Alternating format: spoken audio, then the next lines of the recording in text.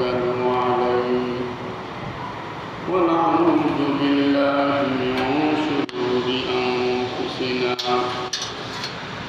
ومن سيئات أعمالنا من يهده الله فلا مضل له ومن يضلله فلا هادي له ونشهد أن لا إله إلا الله وحده لا شريك له ونشهد أن محمدا عبده ورسوله الذي أرسله الله تعالى إلى كافة الناس بشيرا ونذيرا وداعيا إلى الله بإذنه وسراجا وقمرا منيرا أما بعد فأعوذ بالله من الشيطان الرجيم بسم الله الرحمن الرحيم وما أرسلناك إلا رحمة للعالمين وقال سيدنا رسول الله صلى الله عليه وسلم قال الله تبارك وتعالى لولاك لما خلقت الأفلاك وفي رواية ولولاك لما أظهرت الربوبية وفي رواية كنت نبيا وآدم بين الماء والطين وقال تعالى إنك لعلى خلق عظيم بلغ العلا بكماله كشف الهدى بجماله حسنت به خصاله صلوا عليه وآله محمد سيد الكونين والثقلين والفريقين من عدو ومن عجم بلغ العلا بكماله كشف الدجى بجماله حسنت جميع خصاله صلوا عليه وآله نبينا الآمر الناهي فلا أحد أبر في قول لا منه ولا نعم بلغ العلا بكماله كشف الدجى بجماله سنة جميع خصاله صلوا عليه وآله هو الحبيب الذي ترجى شفاعته لكل حول من الأحوال مقتحم بلغ العلا بكماله كشف الدجى بجماله سنة جميع خصاله صلوا عليه وآله لا إله إلا الله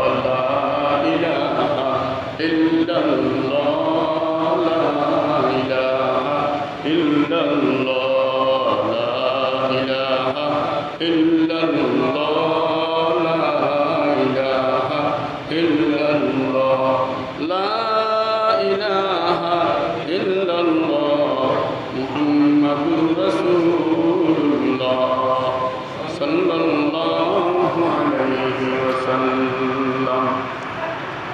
আলহামদুলিল্লাহ, আলহামদুলিল্লাহ। আল্লাহ পাক আমাদেরকে হায়াত দান করলেন। আমরা এই বছরও পবিত্র মাহে রবিউল আউয়াল আলহামদুলিল্লাহ আমরা পেয়েছি।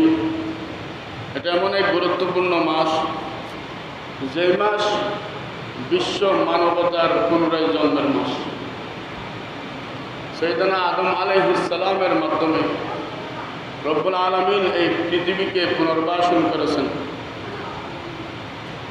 আস্তে আস্তে যখন ঈসা আলাইহিস সালামের যুগ পর্যন্ত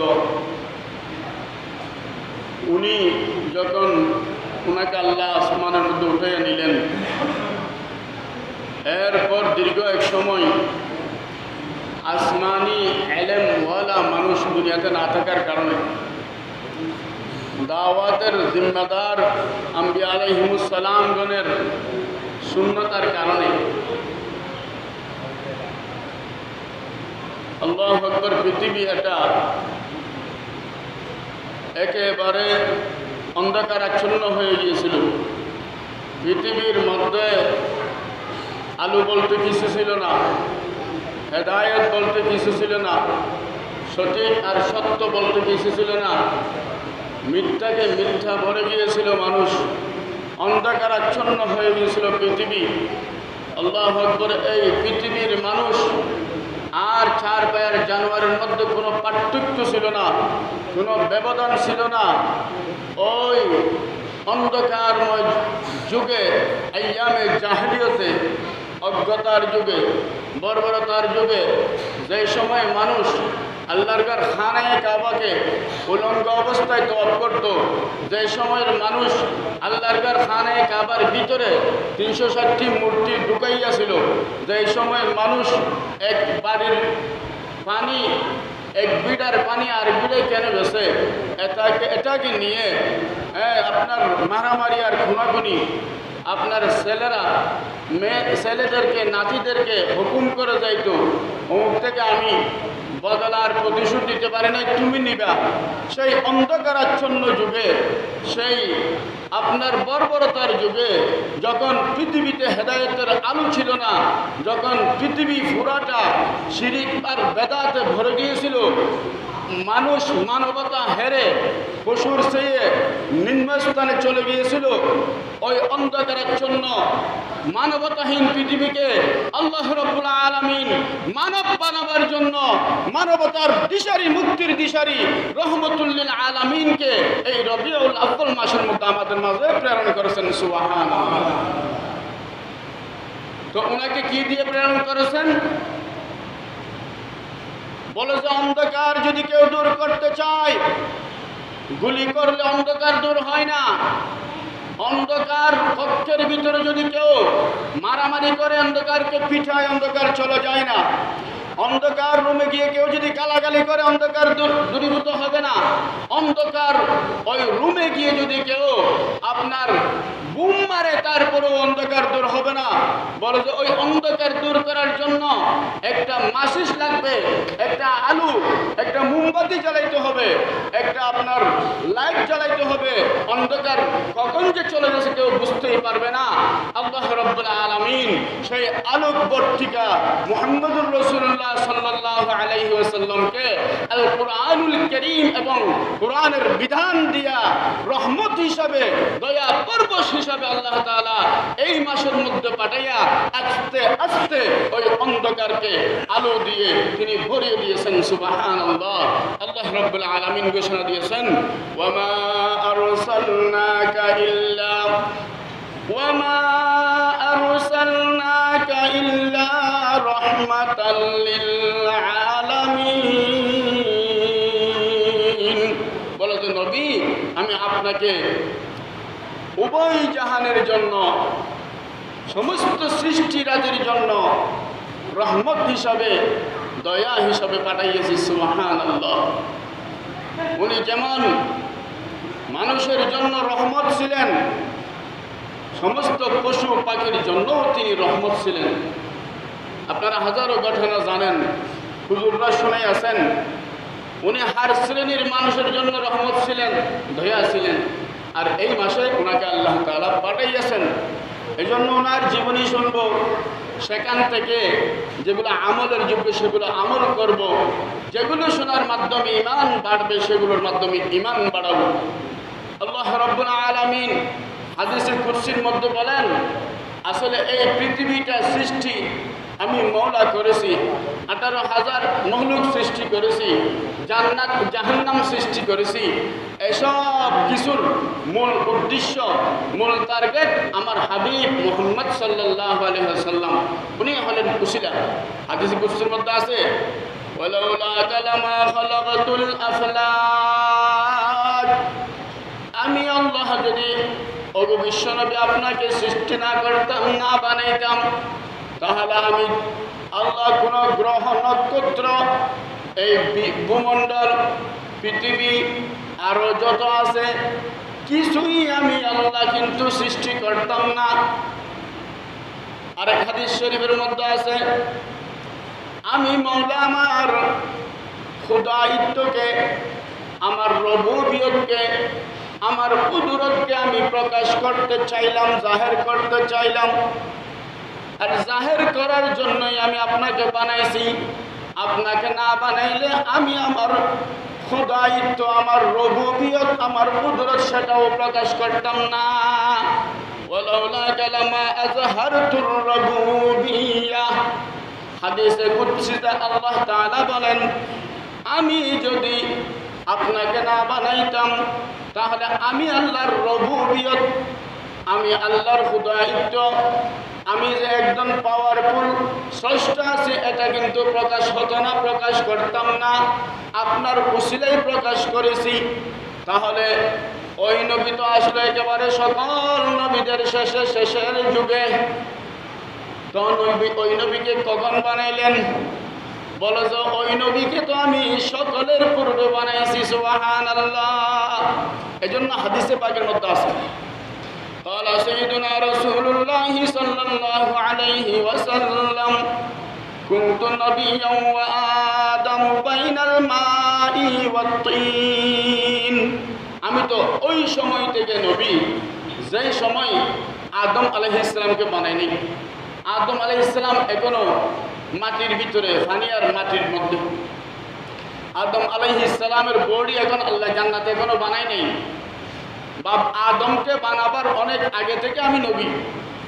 আল্লাহ তাআলা রহমতুল লিল আলামিনকে আমাদের জন্য দান করেছেন। এই উম্মত তো খুব দামি উম্মত, সৌভাগ্যবান উম্মত।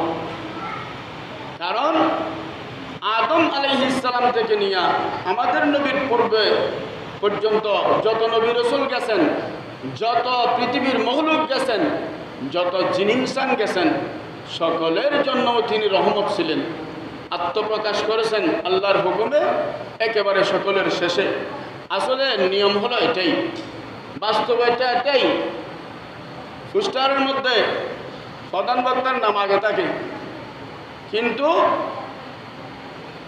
ওই মাহফিলের মধ্যে, অনুষ্ঠানের মধ্যে প্রধান বক্তার আলোচনা হয় সকলের শেষে, সভাপতির আলোচনা হয় সকলের শেষে।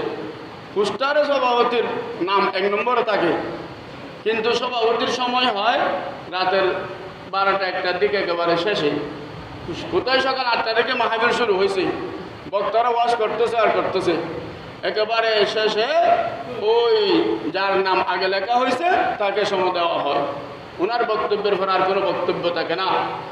এই জন্য নবুয়তের সৃষ্টিকুলের পোস্টারের মধ্যে রহমতুল লিল আলামিনের নাম সর্বাগ্রে, সকলের আগে, সকলের আগে।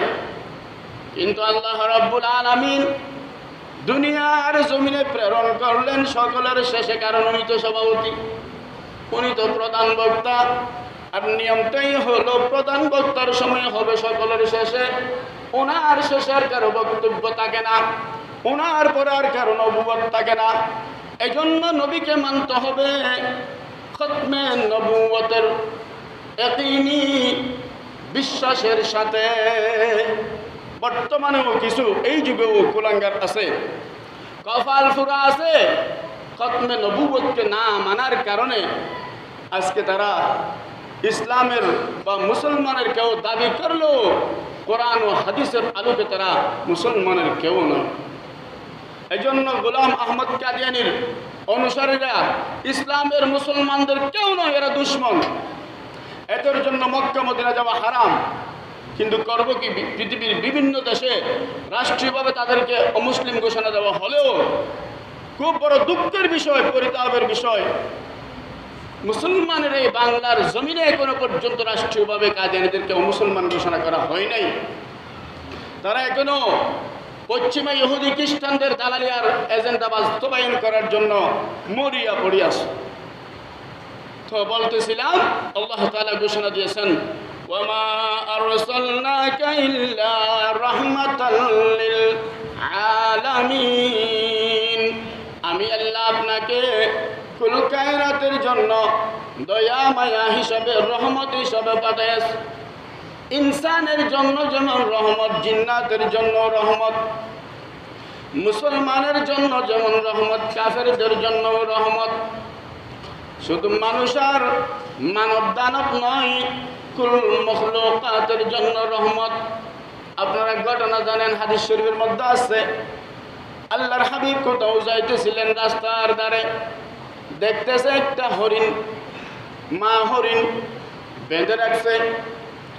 আল্লাহ রাসূল সাল্লাল্লাহু আলাইহি ওয়াসাল্লাম সহ সকল পয়গম্বরদের একটা মুজিজার গুণ হইল, আল্লাহ 18,000 সৃষ্টি করেছেন, যত ভাষা তিনি আবিষ্কার করেছেন, ওই সমস্ত ভাষা, সমস্ত মখলুকের ভাষা সমস্ত নবীরা বুঝতেন। সুবহানাল্লাহ।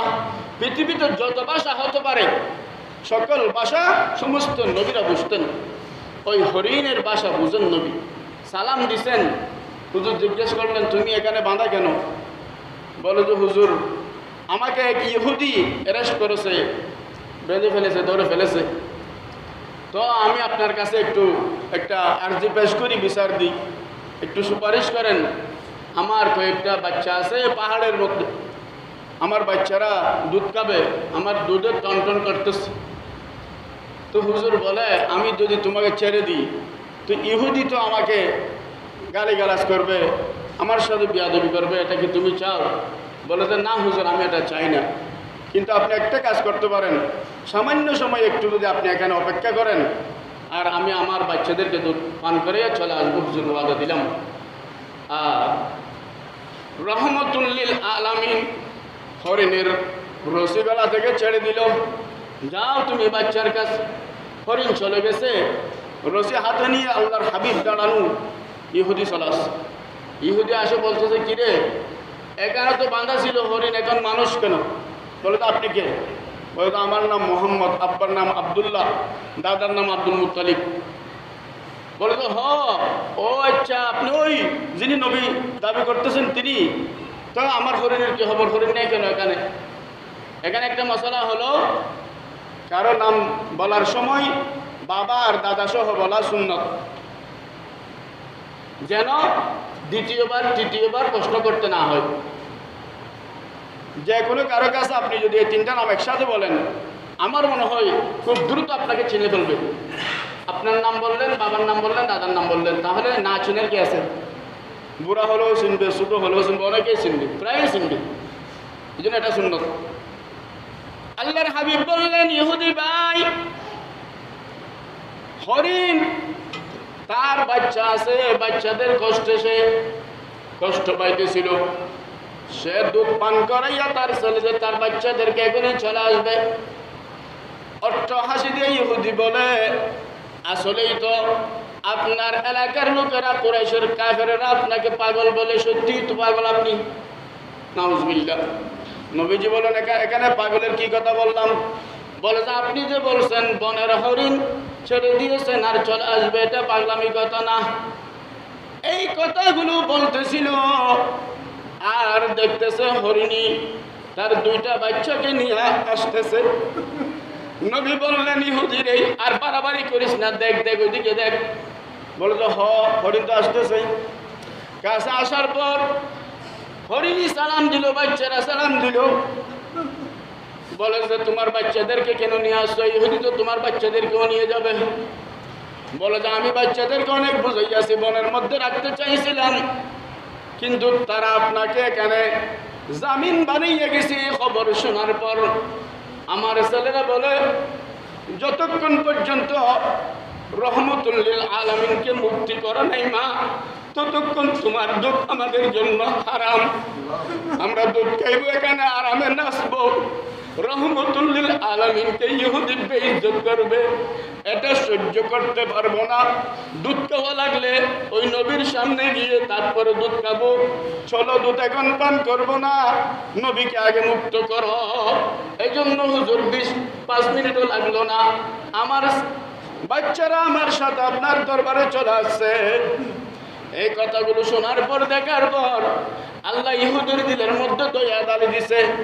ইহুদি বলে, ও নবী, আপনি হরিণ এবং তার বাচ্চাদেরকে বলে দেন, তাদেরকে চিরজীবিত বা স্থায়ীভাবে চিরস্থায়ীভাবে আমি মুক্ত করে দিলাম, আমি তাদেরকে আর ধরবো না। আর আমিও আপনার দরবারের রশিদে বন্দী হয়ে গেলাম। হাতিয়া দেখা উবাইকা আলাল ইসলাম। রহমতের নবীর রহমতের হাত প্রসারিত করেন। আমাকে আর কতদিন জাহান্নামের কিট রাখবেন? একটু দয়া করে কলমা পড়ে মুসলমান বানিয়ে নেন। আল্লাহর রাসূলের সামনে ইহুদি কলমা পড়ে মুসলমান হয়। লা ইলাহা ইল্লাল্লাহ মুহাম্মাদুর রাসূলুল্লাহ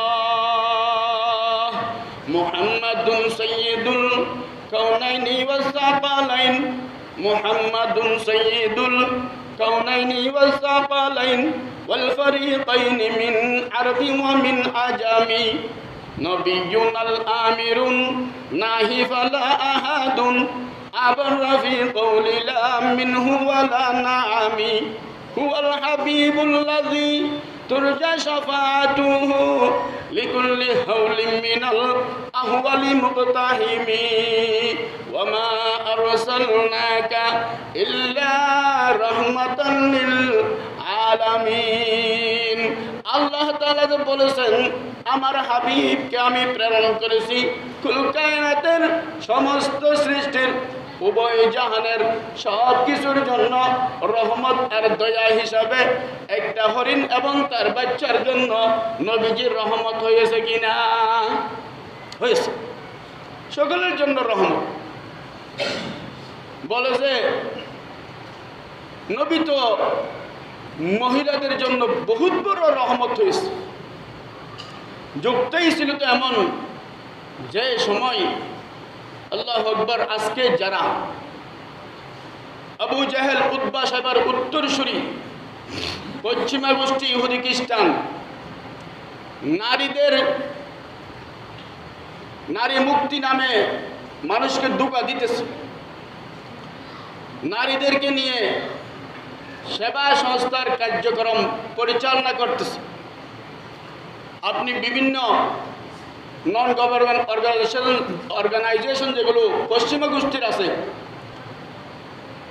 বেসরকারিভাবে সেবা সংস্থা যেগুলো, এনজিও যেগুলো পশ্চিমাদের আছে, এরা আপনার সেবা করতে আসছে এখানে, কিন্তু সেবার ভিতরে আপনার মানবতাকে ধ্বংস করার পায় তারা। সেবার ভিতরে মহিলাদেরকে বেপর্দা বানানোর পায় তারা। সেবার নাম দিয়া নারীর ইজ্জত আবরু ধ্বংস করার পাই তারা। কারণ সুর তো ধরা না পড়ার জন্য ভালো কথা বলো, ধরা না পড়ার জন্য মিথ্যা কথা বলো।